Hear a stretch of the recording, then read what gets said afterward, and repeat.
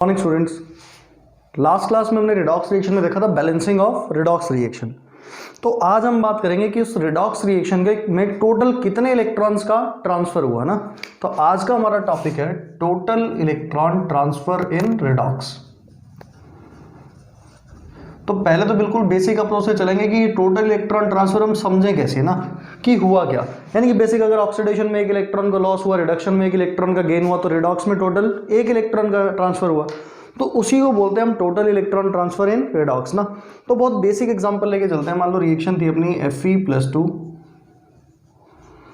Plus MnO4 minus gas Fe+3 plus Mn+2, ठीक है। तो एक बेसिक क्या होगी अपनी रिएक्शन होगी ना।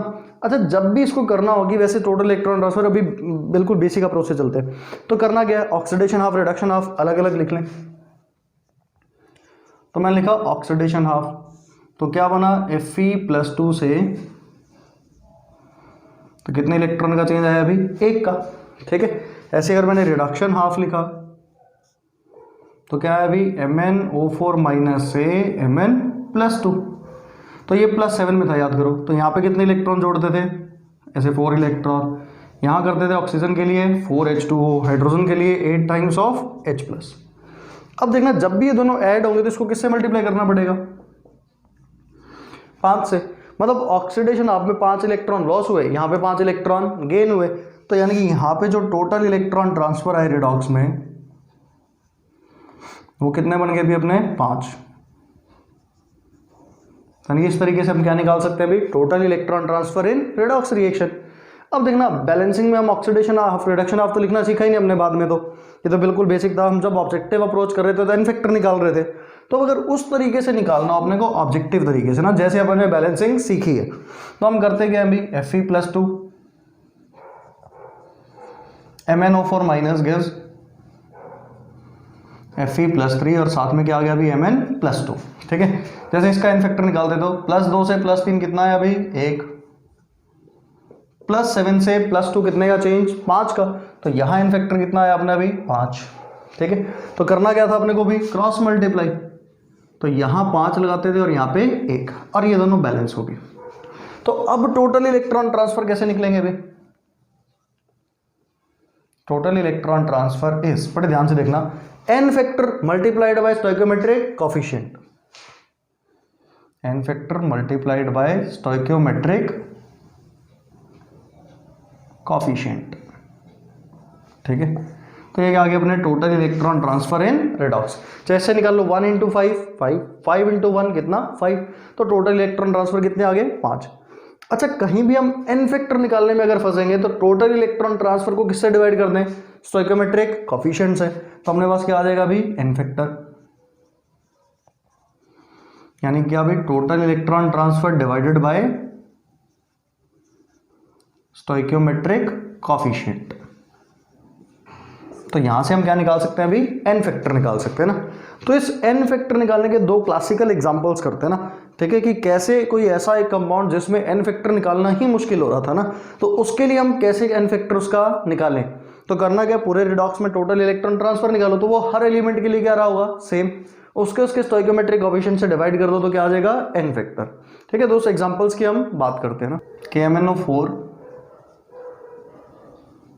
Plus HCl gas KCl MnCl2 plus Cl2, ठीक है। इस रिएक्शन में मेरे को निकालना है HCl का एन फैक्टर क्या हो। तो बड़ी बेसिक मिस्टेक होती है, HCl को एज ए एसिड मान के हम इसका एन फैक्टर कितना लगा देते हैं, 1।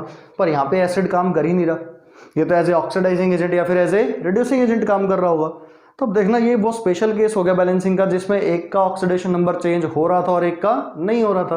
तो कैसे निकलने भाई, ये 3 बात कर ली। अच्छा, यहाँ तो +1 -1 को चेंज ही नहीं हो रहा था, इसको हटा दें। यहाँ पे +2 में और यहाँ पे +7 में, तो इसका एन फैक्टर कितना, 5। ये 0 और यहाँ पे -1 में, तो यहाँ पे इसका एन फैक्टर कितना आ गया अभी, 2, ठीक है। कर दें क्रॉस मल्टीप्लाई, तो इधर तो आ गया 2 और इधर क्या आ गया अभी, 5। ये बैलेंस्ड है, ठीक है। मैग्नीज 2 हो गए, यहाँ 2 लगा दें। पोटेशियम 2 हो गए, यहाँ 2 लगा दें। अच्छा, क्लोरीन काउंट करो, 5 2 10, 14 और 2 16, तो 16 टाइम्स ऑफ HCl, ऑक्सीजन हो गए 8। ये हम लिख दिया। अच्छा, अगर मैं यहाँ पे टोटल इलेक्ट्रॉन ट्रांसफर निकालूं तो कितना बनेगा भाई? वो 5 2 जा 10, तो वो तो सभी के लिए सेम होने वाला है। तो अगर मैं इसका एन फैक्टर निकालने जाऊंगा तो इसके लिए भी इलेक्ट्रॉन ट्रांसफर तो कितने हैं? 10, और इसका एन फैक्टर कितना भी? 16। तो 5 डिवाइडेड बाय 8। तो क्या निकाल सकते हैं ऐसे हम? क्या भी किसी का भी एन फैक्टर जहां पे हम फंस रहे होंगे ना। ऐसे डिस्प्रोपोर्शनेट का हमने एक अलग से एग्जांपल देखा था ना, तो अगर उस अलग एग्जांपल को ना यूज करके हम इसी तरीके से निकालना चाहें तो भी आंसर सेम आएगा ना। जैसे वही एग्जांपल फिर से उठाएं, मान लो I2 था, कहाँ गया? I माइनस, और साथ में कहाँ चला गया? IO3 माइनस में। ठीक है, यहाँ पे 0, ये -1, और यहाँ पे ये आयोडीन किस में? +5 में। तो -1 से 0 कितने का चेंज भाई? 1 का, और +5 से 0 कितने का चेंज भाई? 5 का। ठीक है, करते हैं क्रॉस मल्टीप्लाई, तो ये बैलेंस है 5 और 1 6, तो यहाँ क्या लगा दें भाई? 3। अच्छा, ऑक्सीजन कितने? अभी 3, यहाँ पे 1 भी नहीं है, तो मैं क्या लगा दूँ? 3 टाइम्स ऑफ H2, तो क्या हो जाएगा? 6 टाइम्स ऑफ H+। ठीक है, चाहे बैलेंस करना हो तो 6 टाइम्स ऑफ OH माइनस, इधर कर दे 6 टाइम्स ऑफ OH माइनस। ठीक है, तो ये क्या हो जाएगा अभी? 6 H2O कैंसिल होगा, यहाँ क्या बचेगा? 3 टाइम्स ऑफ H2। ठीक है, पर यहाँ देखना अपने को तो इसी की ज़रूरत थी। इसका एन फैक्टर निकालना, तो टोटल इलेक्ट्रॉन ट्रांसफर कितने अभी? 1 मल्टीप्लाइड बाय 5, तो कितने बने अभी? 5। तो कितना आ गया अभी? Total electron transfer divided by 5/3। तो उस मेथड से भी जब हम पहली रिएक्शन दूसरी रिएक्शन मान रहे थे, उससे भी एन फैक्टर 5/3 आ रहा था, इससे भी एन फैक्टर क्या आ रहा है? 5/3। तो हम देखना टोटल इलेक्ट्रॉन ट्रांसफर के दो फायदे हैं, एक तो टोटल इलेक्ट्रॉन ट्रांसफर भी निकाल सकते हैं, और एक ऐसे किसी स्पीशीज का जिसका एन फैक्टर निकालने में परेशानी हो रही है उसका क्या निकाल सकते हैं? एन फैक्टर ना। ठीक है, तो अब हम एन फैक्टर निकालना सीख गए, हर चीज़ का बैलेंसिंग करना सीख गए। तो अब बात करते हैं ग्राम इक्विवेलेंट कॉन्सेप्ट की। ठीक है, चलो अब बात करते हैं solving of chemical reaction by gram equivalent ना। अच्छा, जब हम एन फैक्टर हमने इंट्रोड्यूस करा था उस टाइम में हमने एक फॉर्मूला लिखा था नंबर ऑफ ग्राम इक्विवेलेंट्स का ना। दोबारा लिख देते हैं कि नंबर ऑफ ग्राम इक्विवेलेंट होते क्या हैं? Is given mass divided by equivalent mass, और इक्विवेलेंट मास होता है molar mass divided by N factor. तो जब सॉल्व करते हैं तो नंबर ऑफ ग्राम इक्विवेलेंट क्या आता है अभी? Number of moles multiplied by N factor. ठीक है, ऐसे ही अगर अपने को नॉर्मेलिटी निकालनी हो तो नॉर्मेलिटी क्या आती है अपने भी? Molarity multiplied by N factor. ठीक है, अच्छा नॉर्मेलिटी से अभी निकाल सकते हैं अगर नंबर ऑफ ग्राम इक्विवेलेंट निकालने हो तो क्या होता है अभी? नॉर्मेलिटी मल्टीप्लाइड बाय वॉल्यूम, और वॉल्यूम किस में भी? लीटर्स में। ये ऐसे भी लिख सकते हैं भी molarity multiplied by volume, litre में मल्टीप्लाइड बाय एन फैक्टर। ठीक है, तो ऐसे ही क्या निकाल सकते हैं? नंबर ऑफ ग्राम इक्विवेलेंट अगर नॉर्मेलिटी मोलैरिटी अपने को गिवन हो। तो अब इसका केमिकल इक्वेशन में क्या रोल है ना, तो अगर मेरे पास कोई एक बैलेंस केमिकल इक्वेशन, अच्छा बैलेंस की भी जरूरत नहीं है, सिर्फ क्या लिखते हैं? A प्लस, मान लो गिवन भी होती है, यहाँ 2 होता, यहाँ 3, यहाँ 4, यहाँ 1 है। ठीक है, ऐसी कोई हम लोग केमिकल इक्वेशन गिवन है तो मोल में क्या करते थे? सबसे पहले लिमिटिंग निकालते थे, फिर उसके हिसाब से प्रोडक्ट की बात करते थे। यहाँ बड़ा बेसिक्स है ना, जैसे इनिशियल टाइम पे अगर इसका एक इक्विवेलेंट हुआ, इसका एक इक्विवेलेंट हुआ, तो दोनों खत्म हो जाएंगे।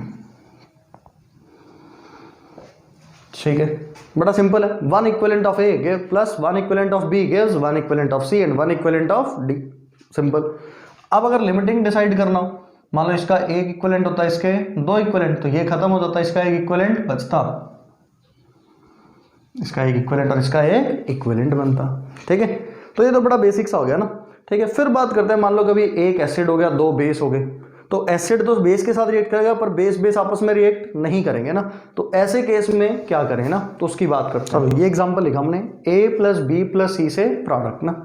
हमने क्या अज्यूम कर लिया कि A B और C के साथ रिएक्ट कर रहे हैं पर B और C आपस में रिएक्ट नहीं कर रहे ना। तो मान लो ये एसिड मान लिया, B और C क्या मान लिए? बेस। तो ऐसे केस में क्या होगा कि gram equivalent of A reacted is equal to gram equivalent of B plus क्या होगा? Gram equivalent of C। यानी कि बड़ी बेसिक सी कहानी अगर लगाएं तो total gram equivalent of acid is equal to total gram equivalent of base.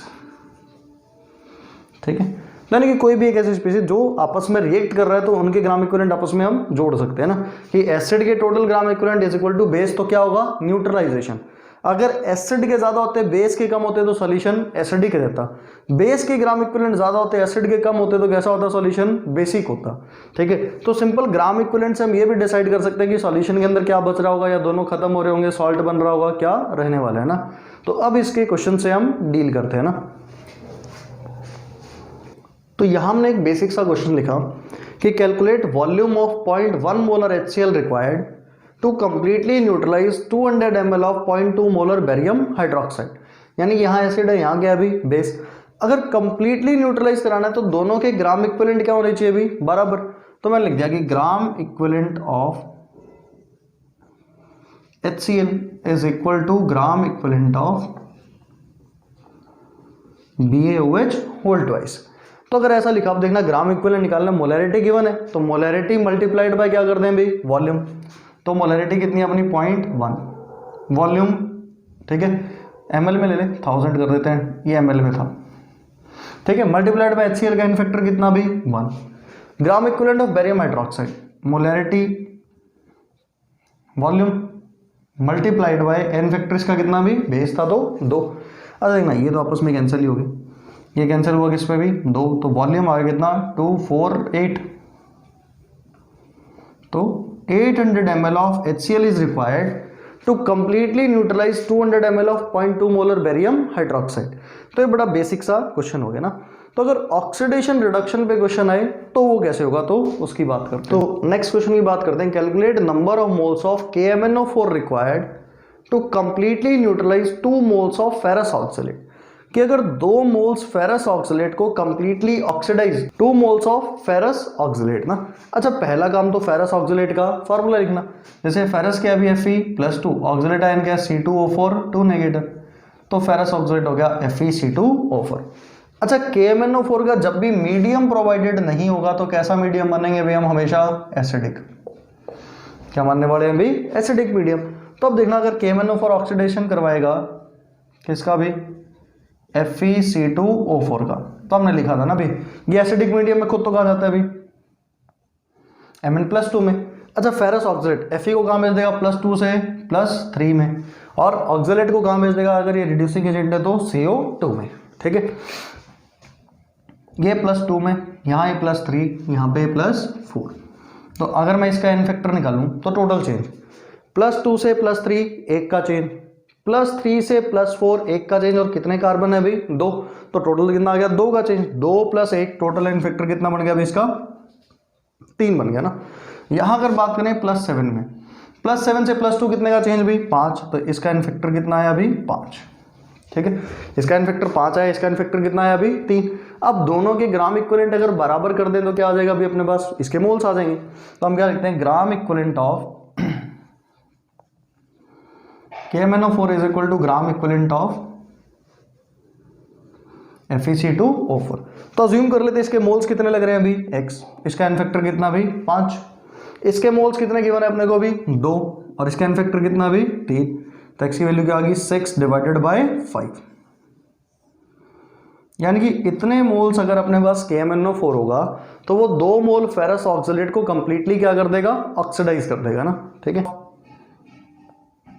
KMnO4 is equal to gram equivalent of ferric oxalate. ठीक है, अच्छा इसके मोल्स कितने अज्यूम कर लें x moles multiplied bye KMnO4 का एन फैक्टर यहाँ पे कितना आएगा अभी 5, तो multiplied by 5। Number of moles इसके कितने 2 मल्टीप्लाइड बाय 6, तो x की वैल्यू कितनी आ गई 12 डिवाइडेड बाय 5। यानी कि 12/5 मोल्स ऑफ किसके भी KMnO4 completely oxidises 2 mole of ferric oxalate. ठीक है, इस टाइप के क्वेश्चंस अपने से पूछ सकता है ना कि अपने को सिंपल ग्राम इक्विवेलेंट की क्या करनी है अभी डीलिंग करनी है ना। तो एक एग्जांपल इस पे और देखते हैं।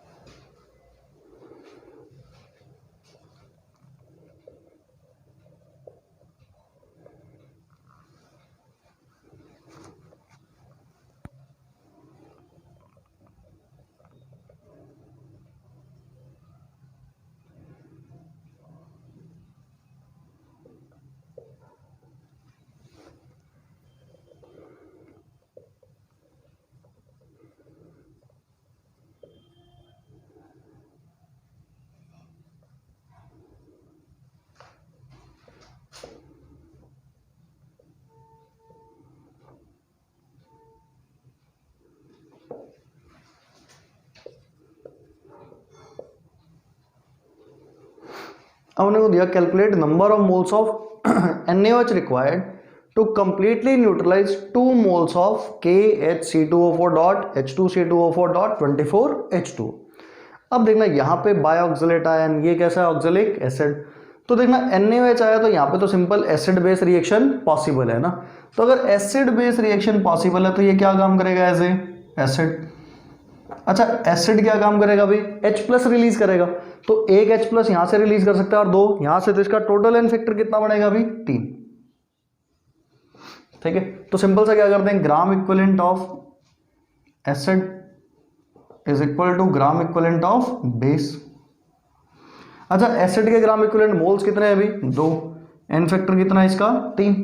बेस के लिए बात करें तो मोल्स कितने मान लें x, और NaOH का एन फैक्टर कितना 1, तो x की वैल्यू कितनी आ गई भी 6 moles.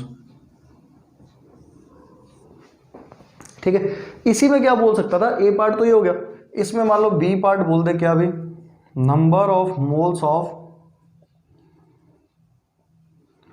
KMnO4 required to completely oxidise किसको भी, KHC2O4.H2C2O4.24H2। तो अगर इसके सॉल्यूशन की हम बात करें ना, अब देखना यहाँ पे तो क्या काम करेगा एज ए रिड्यूसिंग एजेंट। तो हमने पता ये जाएगा कहाँ पे भी CO2 में। ठीक है, तो ये यहाँ पे हमेशा कार्बन किस में आएगा भी +3 में, और जाएगा कहाँ +4 में। तो देखना +3 से +4 1 का चेंज, और कितने कार्बन है 2 इधर 2 इधर, टोटल कितने 4। तो यहाँ पे रिड्यूसिंग एजेंट हो गया, तो इसका एन फैक्टर पूरे का कितना बन गया अभी 4। ठीक है, तो अब बात करें तो नंबर ऑफ मोल्स KMnO4 के x multiplied by N factor कितना इसका 5। इसके मोल्स कितने थे अपने पास भी 2, और इसका एन फैक्टर कितना आया अभी 4, तो x की वैल्यू कितनी आ गई 8 डिवाइडेड बाय 5 मोल्स। ठीक है, तो यानी कि ये एज ए एसिड भी काम कर सकता था और एज ए रिड्यूसिंग एजेंट भी। अब वो डिपेंड करेगा कि बेस के साथ करवा रहे हैं या ऑक्सीडाइजिंग एजेंट के साथ करवा रहे हैं। ठीक है, तो ये बात हमने किसकी करी भी, ग्राम इक्विवेलेंट कॉन्सेप्ट की ना। अब इसी का यूज करते हुए आगे अपने पास क्या आएंगे भी, टाइट्रेशंस आएंगे।